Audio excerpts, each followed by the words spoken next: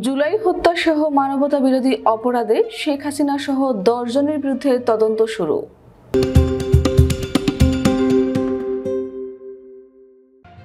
বৈষম্য বিরোধী ছাত্র আন্দোলন চলাকালে গত 15 জুলাই থেকে 5 আগস্ট পর্যন্ত সংঘটিত হত্যা, গণহত্যা, নির্যাতন সহ মানবতা বিরোধী অপরাধের অভিযোগে আন্তর্জাতিক অপরাধ ট্রাইব্যুনালের সাবেক প্রধানমন্ত্রী শেখ হাসিনা সহ 10 জনের বিরুদ্ধে তদন্ত শুরু হয়েছে।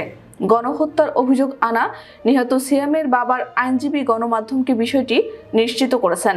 নিহত সিয়ামের বাবা আইনজীবী বলেন, বুধবার রাতেই তদন্ত শুরু হয়েছে। এর আগে অভিযোগ রেজিস্টার হিসেবে গ্রহণ করে তদন্ত সংস্থা।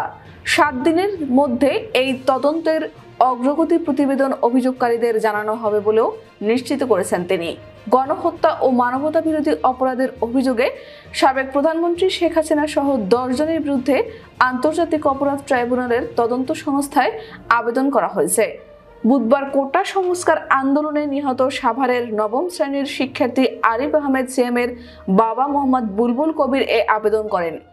আবেদনে 15 জুলাই থেকে 5 আগস্ট পর্যন্ত ঘটনার তারিখ হিসেবে উল্লেখ করা হয়েছে। এছাড়া এ সময় আহত হয়ে পরবর্তীতে বিভিন্ন তারিখে নিহতরা এর আওতায় থাকবে। ঘটনার স্থান হিসেবে উল্লেখ করা হয়েছে সমগ্র বাংলাদেশকে।